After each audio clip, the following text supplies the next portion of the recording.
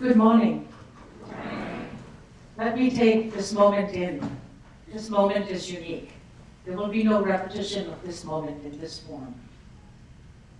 I'm happy to be here with you. Over 10 years ago, I met Marshall Rosenberg, my mentor and teacher, who I'm very humbled as I think about him. He has brought into my life a practice and a way of universally understanding relationships. Relationships that are not based on any geographic location, race, or country. They're based on understanding human beings at a very universal level of needs. A practice that we want to embrace. A principle I have begun to work with is differences are not problems to be solved. They are gifts to be explored. Let's spend some time exploring each other's gifts.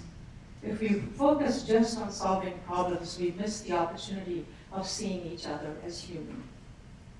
My talk is titled Transcending Apathy, Building Compassionate Communities, and I'll provide 3 keys.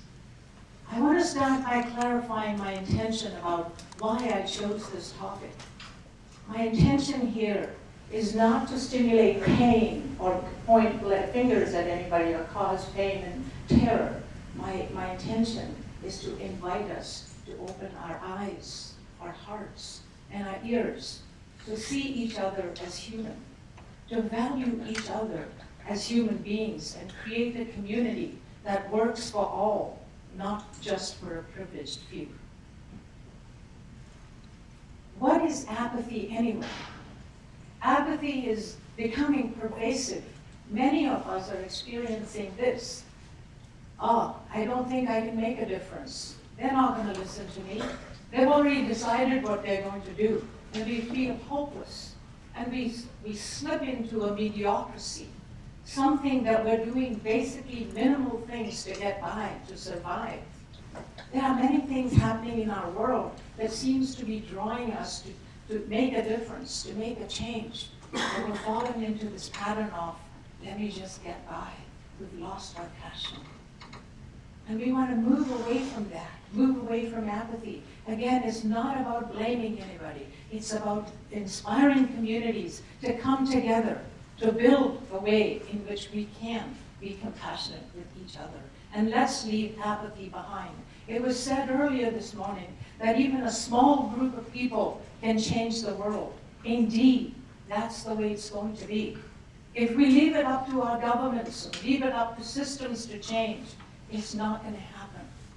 I inspire each one of you today to take some action that changes your community for the better. And I'm just going to start by giving you 5 indicators that I believe are valuable indicators to look at. What is compassionate community? Here's my first indicator that I look at, is how do I relate to each one of you? How do you relate to each other? And it's how do we relate to each other, not just on special occasions, not for a celebration or a purpose, but on an everyday basis. How do we treat our most vulnerable? Our elders, people, children, homeless, the incarcerated, people in terms of the people who need us, not just once in a while. Empathy and compassion is not sentimental. It's not sentimentality where I give for a telephone or a donation.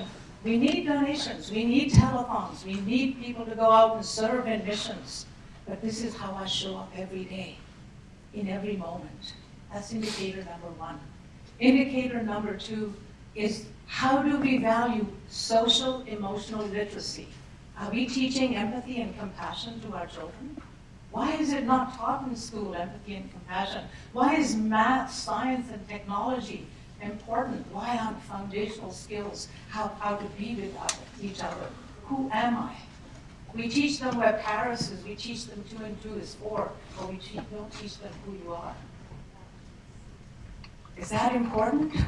Have we made that important? That's a sign of a compassionate community. The third one is, how do we use our natural resources? How do we respect the environment, as was brought up earlier? If we're not going to look up after our environment, it is going to destruct. And again, not to generate fear or terror, but to awaken and see how we can change that. Indicator number 4. What do businesses do? Businesses that have innovative ideas, creative ideas. And I don't want to pick on Coca-Cola or anybody. I was in Honduras recently. The number of Coke bottles on the side of the road. It's incredible. What is it that we're doing to our environment? Can we hold some integrity as we develop ideas of businesses? The last one, which is a painful one for me to bring up, is our association with violence. We glorify violence. Movies, video games. My little grandson's 6 and 4, the little one's too small, 1.5, not old enough yet. Playing games, and my daughter says, Mom, they're children's games. I'm surprised at what we're doing, glorifying violence. Those are the 5 indicators. What I want to move into now is, what are the 3 keys that I've been talking about, 3 keys to building a compassionate community? Here's key number 1. And it's important that we keep this key in mind. The courage to change from apathy to empathy. We each have the capacity to change from apathy to empathy. What is empathy? Empathy is when I can actually leave my own thinking, my own world, and step into the world of another to really see what's going on in there. There are multiple realities. Each of us has a reality, and each one of you has a reality. There are multiple realities. We become so attached to our reality that we try and convince everybody to come on side with our reality. Let me illustrate this with a story. This is a story of a man that I was working with in a medium security men's prison in a nonviolent communication workshop. He says, let me tell you my experience, and I'll tell you the experience through the eyes of this man.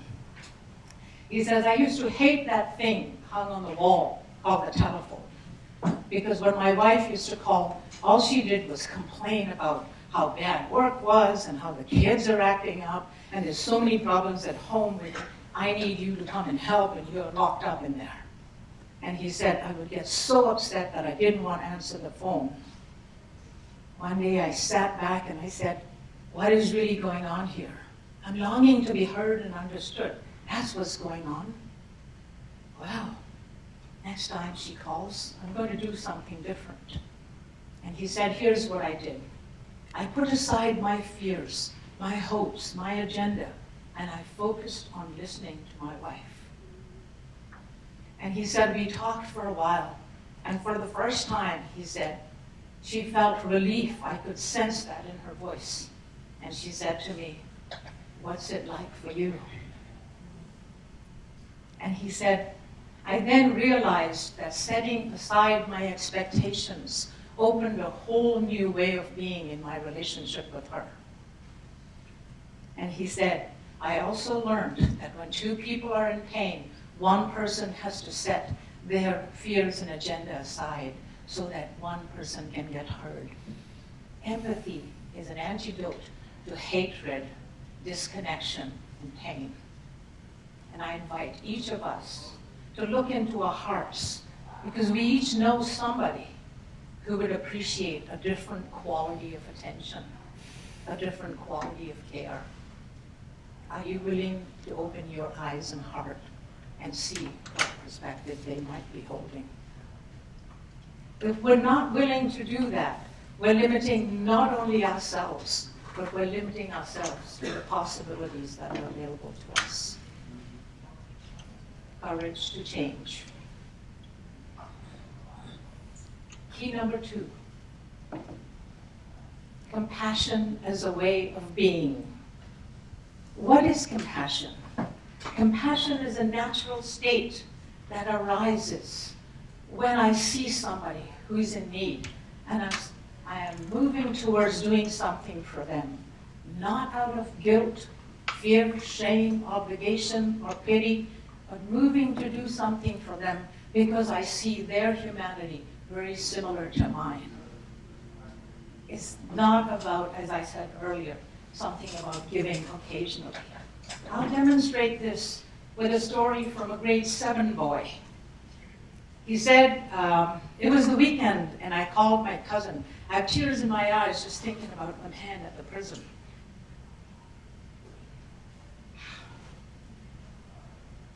The grade 7 boy, he says, it was the weekend, and I phoned my cousin, and I said, hey, let's do something together. And my cousin was rather rude and abrupt and didn't want to talk with me.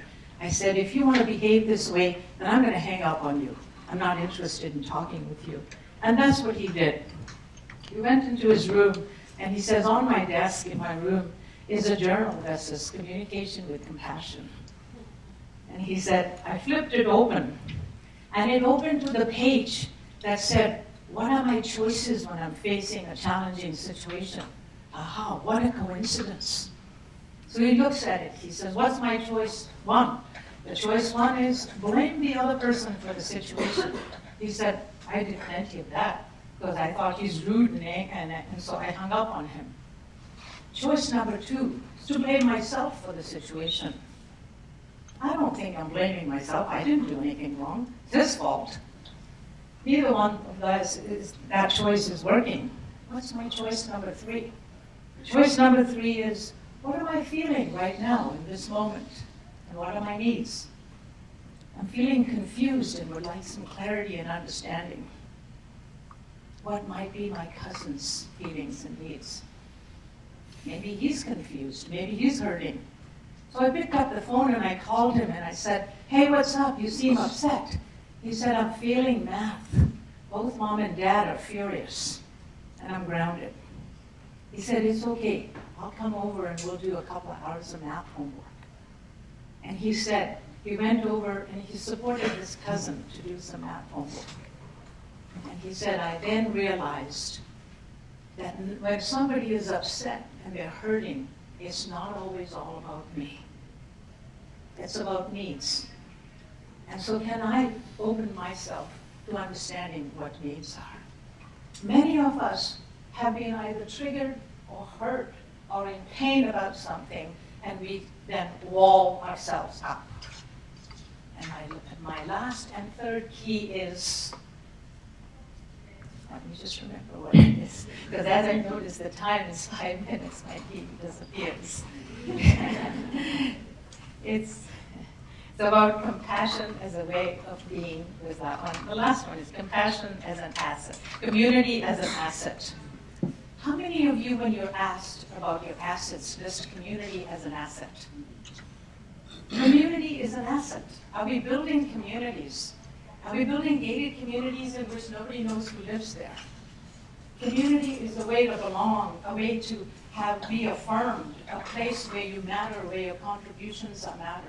This requires that we come out of single-minded thinking and only think about my own well-being and think about the well-being of others, think about our collective well-being. How do we build communities? And I inspire each one of you to look and see, what are your beliefs about community? What are your biases about community? And how can we create communities that work for all? There are ways to create communities, but we have to first change our own thinking. We have to get away from thinking that success is about consumerism, overconsumption, celebrity, perfectionism. And we need to change our indicators and see if we can build on compassion. I'm also reminded right in this moment of Aristotle's quote, we are what we do. So therefore, what we are doing is excellence is not an act. Excellence is a habit. At SIT, we prepare students, I say we, as a community, we prepare students to become effective, culturally sensitive leaders, professionals who value responsibility to be global citizens. This is the place that kind of learning can happen. This is the place that kind of learning can be shared, because we're sending people out into the world to do this. What will it take for us to educate in that way, empower in that way, so that we can create a world where we use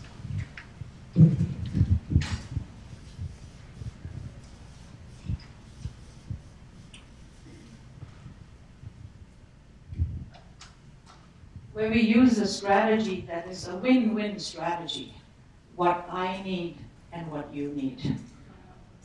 It is important that we start focusing on not just what I need, but what you need. And the last acronym I want to share today is WAIT, W-A-I-T. What am I thinking? Why am I talking? And each of us knows. Thank you.